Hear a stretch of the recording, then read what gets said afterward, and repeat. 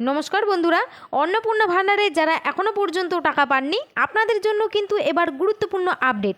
আপনাদের যাদের যাদের ব্যাংকে এখনও টাকা ঢোকেনি তাদের জন্য কিন্তু বিশেষ নির্দেশিকা চলে এসেছে।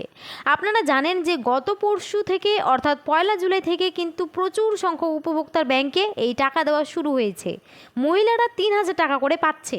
আপনি হয়তো পেয়েছেন বা আপনাদের মধ্যে অনেকেই পেয়েছে।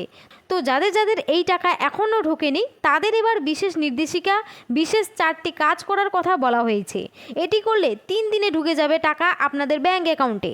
আবার অনেক উপভোক্তা রয়েছে যাদের নতুন করে আবেদন করতে হবে, অর্থাৎ পুরনো আবেদন আর কিন্তু হবে না।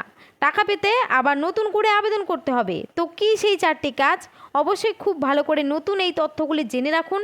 কি কি করতে হবে, কি কি করতে বলা হয়েছে, এই সমস্ত তথ্যগুলি বিস্তারিতভাবে জানতে অবশ্যই কিন্তু ভিডিওটি শেষ পর্যন্ত দেখবেন।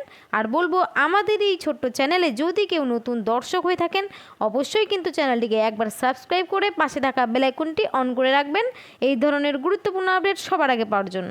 তো চলুন দেরি না করে ভিডিওটি শুরু করছি। দেখুন, বলেছে অন্নপূর্ণা যোজনার 3000 টাকা ঢুকলো ব্যাংকে। আপনি টাকা না পেলে তড়িঘড়ি করুন এই 4টি কাজ। তো কোন 4টি কাজ করার কথা বলা হয়েছে চলুন সেই বিষয়ে আমরা এখন বিস্তারিত আলোচনা করব।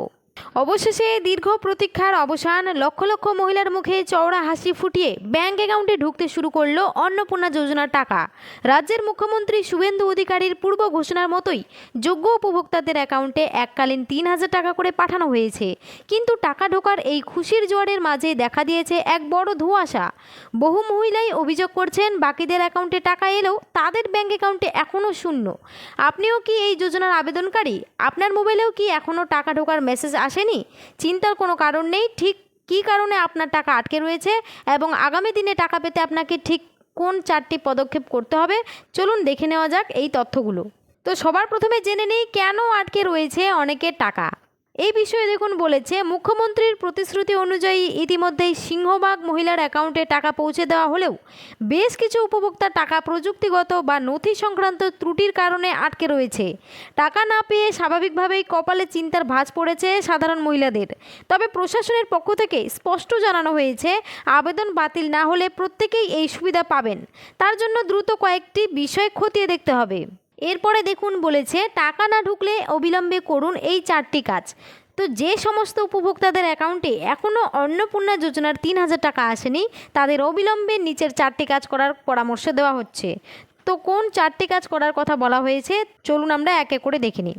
দেখুন, 1 নম্বরে কাজটি বলেছে সরকারি প্রকল্পের টাকা সরাসরি ব্যাংক অ্যাকাউন্টে অর্থাৎ ডাইরেক্ট বেনিফিট ট্রান্সফার বা ডিবিটি এর মাধ্যমে পাঠানোর জন্য ব্যাংক অ্যাকাউন্টের সাথে আধার লিঙ্ক থাকা বাধ্যতামূলক।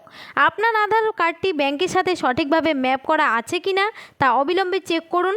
আধার সিডিং না থাকলে টাকা ঢুকবে না। টাকা পেতে তাই আধার সিডিং বা আধার ম্যাপিং অবশ্যই করুন।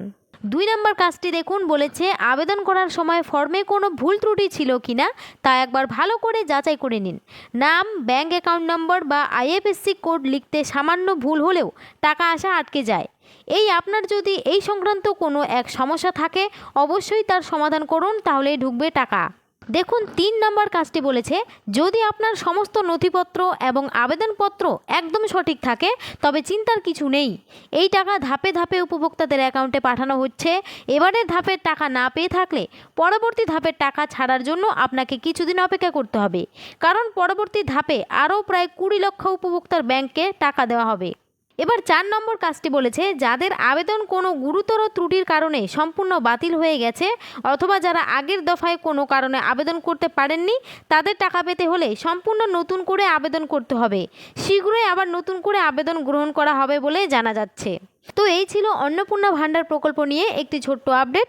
যদি আপনাদের ভিডিওটি ভালো লাগে অবশ্যই একটি লাইক করবেন আর চ্যানেলটিকে সাবস্ক্রাইব করে পাশে থাকবেন। ধন্যবাদ।